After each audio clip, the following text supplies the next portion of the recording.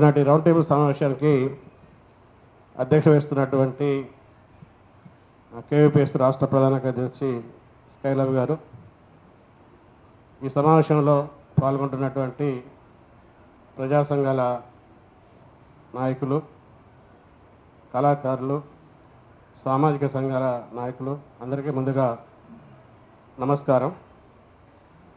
ఈరోజు అంబేద్కర్ గారి మీద పార్లమెంట్లో అమిత్ షా చేసినటువంటి అనుచిత వ్యాఖ్యల్ని నిరసిస్తూ ఒక 5-6 రోజుల నుంచి దేశవ్యాప్తంగా పెద్ద ఎత్తున ఆందోళన జరుగుతూ ఉంది.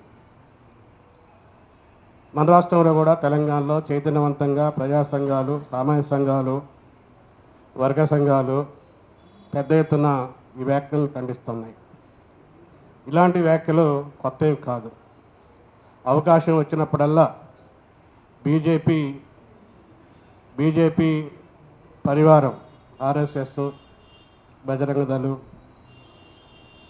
సంఘ పరివార శక్తులు అవకాశం వచ్చినప్పుడల్లా అంబేద్కర్ మీద అక్కసు వెలుపుచ్చడం, రాజ్యాంగాన్ని అబాస్పాలు చేయాలనేటువంటి ప్రయత్నం జరుగుతూ ఉంది. అదే ఇవి రొటీన్గా జరిగినప్పుడు ఇవి రొటీన్గా జరగకుండా ప్రతిఘటన కూడా ఉండాలి. ఏదో ఘటనలు జరిగినప్పుడు మాత్రమే మనం స్పందించి నిరసన కార్యక్రమాలు చేసి రౌండ్ టేబుల్ సమావేశాలు పెట్టి 4 రోజుల తర్వాత మనం కాముగా అవ్వుకుంటే ఈ పునరావృతం అయితే అనేటువంటిది సిఐటిగా మేము భావిస్తున్నాం. ఇది బీజేపీ, ఆర్ఎస్ఎస్ యొక్క భావజలం మీద పోరాటంగా మారాలి.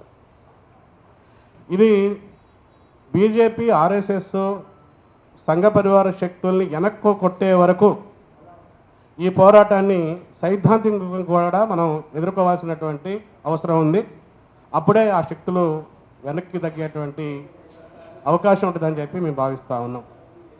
అంబేద్కర్ గారిని పదే పదే జపించడం లేకపోతే స్మరించడం దండగా, దేవుణ్ణి ప్రార్థిస్తే, పూజిస్తే, స్మరిస్తే స్వర్గానికి వెళ్తారని చెప్పిన అమిత్ షా వ్యాఖ్యలకి ఖండిస్తూ నేను ఒక మాట చెప్పదలుచుకున్నాను. అమిత్ షా యొక్క పరివారాన్ని మొత్తానికి నాయకత్వం వహిస్తున్నటువంటి మోడీ గారు కానీ, కులోన్మాదులు, మతోన్మాదులు కానీ రోజు అంబేద్కర్ గారి యొక్క కాళ్ళు కడిగినటువంటి నీళ్ళు వాళ్ళ నెత్తి మీద చల్లుకుంటే వాళ్ళు ఖచ్చితంగా స్వర్గానికి వెళ్తారు.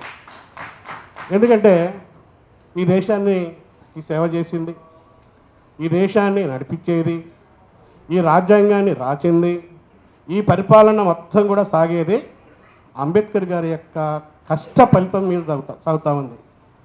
అలాంటివి వాటిని కొన్ని సందర్భాల్లో అంబేద్కర్ అంటే అంటరాని వాడు, అంబేద్కర్ అంటే మాలమాదిగలకు చెందినవాడు, అంబేద్కర్ అంటే కొన్ని వర్గాలకు చెందినవాడు అని చెప్పి ఒక కార్నర్కి నెట్టేటువంటి అవకాశం కూడా ప్రయత్నం కూడా చేస్తున్నారు. ఈరోజు చెప్పవలసింది అంబేద్కర్ అందరివాడు, అంబేద్కర్ మనవాడు. అంబేద్కర్ మనవాడైనప్పుడు, అంబేద్కర్ అందరివాడైనప్పుడు అంబేద్కర్ మీద జరిగేటువంటి ఇలాంటి దాడుల్ని అందరం కూడా ఈరోజు ప్రతిఘటించాల్సినటువంటి అవసరం ఉంది. ఇలాంటి వాటి కోసం ఉద్యమించేటువంటి సందర్భంలో, ప్రజల్ని ఏకం చేసేటువంటి సందర్భంలో, ప్రజా సంఘాలన్నీ కూడా ఐక్యమయ్యే సందర్భంలో పాలక వర్గాలు కూడా ఈ ఉద్యమాల్ని పక్కదారికి పట్టేసేటువంటి ప్రయత్నాలు అనేక సందర్భాలు చేసి ఇప్పుడు కూడా చేస్తూ ఉన్నాయి.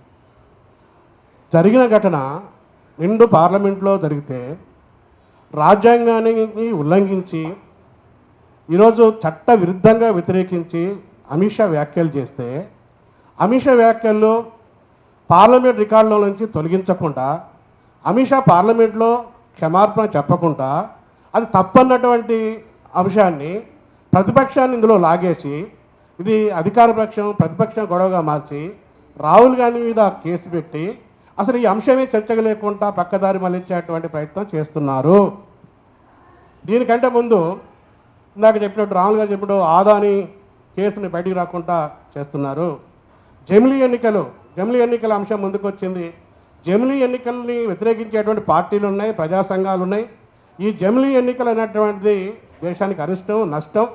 దీన్ని కూడా పోవడానికి పక్కదారి పట్టించడం కోసం ఈ ఘటనను ఉపయోగించుకుంటున్నారు. కాబట్టి నేను చెప్పదలుచుకుంది ఏంటంటే కేవీపీఎస్ నాయకత్వానికి ఇది రౌండ్ టేబుల్ అంటే ఇది ఒక పరిమితమైంది. ఈరోజు ఇక్కడ రౌండ్ టేబుల్ పెడుతున్నాం, మనం వస్తున్నాం, రేపు పత్రికలు వస్తుంది, లేకపోతే మన మిత్రులు వీడియోలు తీస్తున్నారు, లైవ్ వస్తుంది. లేకపోతే అంబేద్కర్ విగ్రహాల దగ్గర మనం నిన్న మొన్న నిరసన చేసాం, అయిపోయింది. ఇది అంబేద్కర్ యొక్క ఐడియాలజీ ఏంటి, రాజ్యాంగం యొక్క ప్రాధాన్యత ఏంటి, మతోన్మాదులు దీన్ని ఎలా ధ్వంసం చేస్తున్నారు, వాళ్ళ కుట్రలు ఏందనేటువంటిది గ్రామీణ స్థాయి వరకు వెళ్ళాల్సినటువంటి అవసరం ఉంది. ఇంకా పిలుస్తుంది ఏంటంటే ఇదేదో హాల్ మీటింగ్లకి పరిమితం కాకుండా వెళ్దాం, మనందరం ప్రజా సంఘాలందరం కూడా బయలుదేరాం. మనకి అండగా కవులు, కళాకారులు, లేకపోతే ఇతర వాళ్ళు, అంబేద్కర్ ఐడియాలజిస్టులు, లేకపోతే రాజ్యాంగాన్ని పరిరక్షించేటువంటి వాళ్ళు, లౌకికవాదులు, ప్రజాతంత్రవాదులు, వామపక్షాలని కూడా దీనికి బలపరిచేటువంటి శక్తులు మనకు అండగా ఉన్నాయి. వెళ్దాం, బయలుదేరదాం, గ్రామాలకు వెళ్దాం, గుడాలకు వెళ్దాం, తండాలకు వెళ్దాం, కార్మిక వార్డులకు వెళ్దాం. వెళ్ళి ఈ యొక్క బీజేపీని ఎండగట్టి బీజేపీ యొక్క కుట్రలను బయటపెట్టేటువంటి అవకాశం మనకు వచ్చింది. ఇప్పుడు బీజేపీకి వ్యతిరేకంగా బీజేపీ మనధర్మ శాస్త్రాన్ని తీసుకొచ్చి రాజ్యాంగాన్ని ధ్వంసం చేసి రాజ్యాంగం ఇది కాదు అదేం చెప్పేటువంటి దాన్ని ఎట్లా మన వాళ్ళని అర్థం చేసుకోవాలని అంటే దానికి మనకు ఒక అవకాశం వచ్చింది. కాబట్టి గ్రామ క్షేత్రస్థాయి వరకు ఈ యొక్క బీజేపీ దుర్మార్గాలని, అంబేద్కర్ని అవమానించినటువంటి అంశాలని గ్రామీణ వరకు కూడా తీసుకుపోయేటువంటి ఒక కార్యాచరణ రూపొందించాలని చెప్పి నేను కేవీపీఎస్కి విజ్ఞప్తి చేస్తూ ఉన్నాను. ఇది ఒక మంచి అవకాశం, వదిలిపెట్టవద్దు. ఇది ఒక ప్లాట్ఫారం ఏర్పడాలి, ప్రజా సంఘాల ఆధ్వర్యంలో కిందాకి వెళ్ళాలి, విద్యార్థుల్ని, యువకుల్ని, లేకపోతే దళితుల్ని ఈరోజు మనం సమీకరించాల్సిన అవసరం ఉంది. ఈరోజు విచ్ఛిన్నకర ఉద్యమాలు మనం ముందుకొస్తున్నాయి. కులం పేరు మీద, మతం పేరు మీద, ప్రాంతం పేరు మీద, ఒక సబ్ క్యాస్ట్లోనే ఇంకో క్యాస్ట్ కొట్టుకుంటుంది.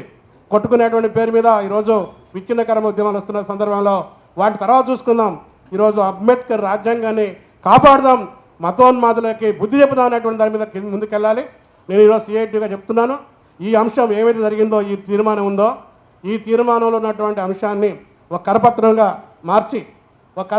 మార్చి ఈ కరపత్రంలో కార్యాచరణ కూడా పెట్టి ఈ కరపత్రాన్ని మొత్తం రాష్ట్రం అంతా తీసుకెళ్ళి పంపించేసి కింద ఉన్నటువంటి మన వాళ్ళందరూ కూడా చైతన్యం చేద్దాం. ఈ రాష్ట్రంలో 1,00,000 కరపత్రాలు కావాలంటే సిఐటిగా మేము ముద్రించి ఇస్తాం.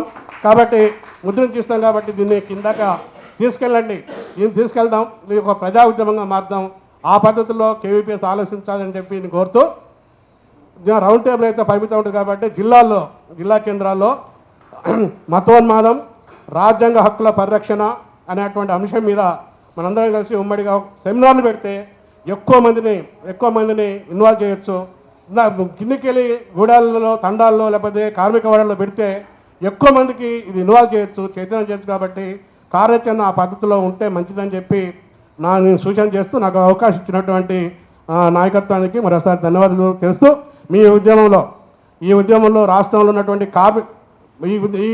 ఈ అంశంలో కార్మిక వర్గాన్ని అంతా కూడా ఈ ఉద్యమంలో దింపుతామని చెప్పి మీ అందరికీ తెలియజేస్తూ సెలవు.